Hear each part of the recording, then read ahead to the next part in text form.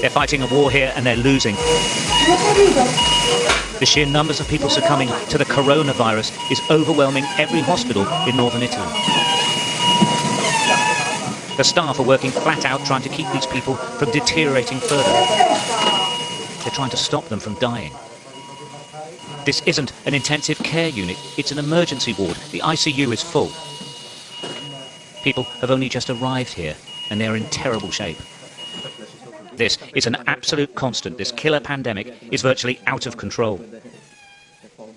The patients are literally gasping for air. The plastic bubbles the staff struggle to communicate through attempt to equalise the air pressure in the lungs. Nobody expected this. Nobody thought they'd be treating so many so quickly. And it's not like flu. It is chronic pneumonia, and it is killing hundreds each day. There are now 15 patients. The doctors say they've seen nothing like it before and are warning other countries, especially the United Kingdom, that they will see it as well. People have keep describing this as like flu. It's worse than that, no? No, it's totally another thing. I think it's pneumonia, more pneumonia than flu. Mm-hmm. Because most people get pneumonia. And as I said before, it's a very severe pneumonia. And so it's a massive strength for every health system, because we see every day 50 to 60 patients who come to our emergency department with pneumonia, and most of them are so severe they need a very high FiO2 of oxygen. And so we have to reorganize our emergency room and our hospital in 3 levels of intensity, as you saw. This is the main hospital in Bergamo, in Lombardy province. It's one of the most advanced hospitals in Europe. But it's the most hard-hit of all the hospitals in Italy. The town is the centre of the epidemic here. This isn't a ward, this is a waiting room. Wherever you go, people are on gurneys, in corridors, in meeting rooms, they're everywhere. All the medical staff urge other nations to see what's happening and lock their nations down right now or face this. What I would suggest is just shut down to stop all the outbreak and not come in this kind of situation that is very, very difficult to manage. Can I ask you personally what it's been like? I never felt so stressed in my life. I'm an intensivist and I'm quite used to, intense moment and choices, and people are critical and will die without any treatment, and you make the difference. But when you arrive at this point, you realize that you are not enough, and maybe we are 100 anesthetists here. We are doing our best, but maybe it's not enough. We are performing the test for the nasal swab to detect coronavirus. The problem facing health services across the world is that when the infection curve goes up, it rockets. And all the resources, all the testing, all the supplies are used up instantly. Multiple hospitals all at once. What's staggering is that Italy is doing a lot of testing. Thousands upon thousands are being tested. So far, about 4,000, the numbers keep changing, have actually completely recovered. The crucial point is that about the same number are dying. They're sort of neck and neck. And it seems you either live and recover or you die. Something nobody expected. Bergamo wanted us to see this to show what a catastrophic emergency nobody has experienced before looks like.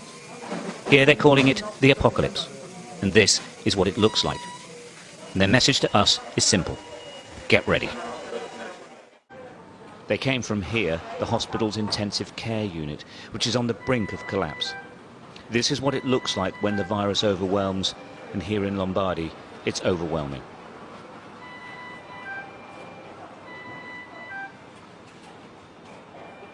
These patients are critically ill. In all probability, they won't make it. The staff have no cure available to them. They're just trying to keep them alive. Every 13 to 16 hours, they turn the patients over to relieve the pressure on the lungs. Without doubt, she wouldn't survive without constant attention. The patients are highly contagious.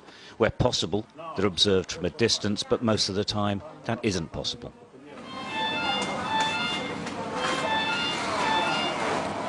Nobody takes any risks. They wash and sanitize constantly. Gloves, masks and protective clothes are regularly changed. In truth, these men and women are exhausted. The system is at breaking point, and they are as well. But they keep going.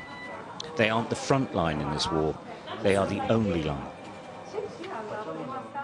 It's a very dangerous, is a disaster, is a tsunami. And we are here 12 hours a day. Only we are go to home for a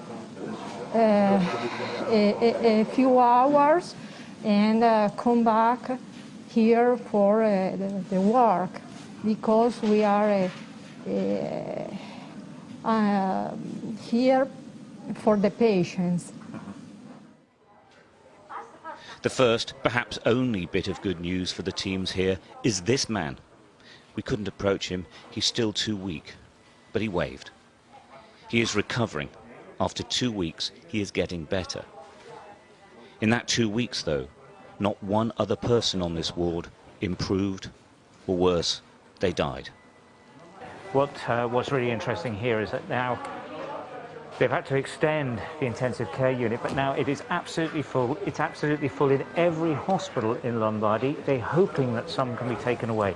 And the other really frightening development is that the patients are getting much, much younger because they are not being treated in hospital because there's no room for them. That is a big, big change, because the virus has mainly affected the older age groups. Now they're talking about people in their 30s and 40s. That hasn't been seen anywhere so far. The only illnesses being treated in Cremona Hospital now are linked to the coronavirus, and it's spreading. We opened this side of the department to intensive care only yesterday, and today it's already full. Well, so in one day it's full? In one day, less than one day, yes. Emanuela Catenacci is a neurosurgeon normally. Now she's working in intensive care. She asked to send a message to the world. Lockdown. If you can see what's happened in other country or in other part of your country and wait to do something, I think now it's not more an option. Maybe at the beginning we didn't know exactly what would be happen, but now we know what happened. It's you don't think that it's happening here and it can't happen everywhere else. It will. Because it will, if you don't do anything to stop it. In Lombardy, they haven't run out of hope, but they're struggling with pretty much everything else. They're waiting for the epidemic to peak, but it could be weeks. It could be much longer. Stuart Ramsey, Sky News, Cremona, Italy. They've run out of room at the morgue, but they haven't run out of respect for the dead at Cremona Hospital. The next batch of the lost waiting for cremation are laid out in the hospital chapel before collection. Their families couldn't even say goodbye. They're all in quarantine. It's a recurring theme now. Everyone dies alone.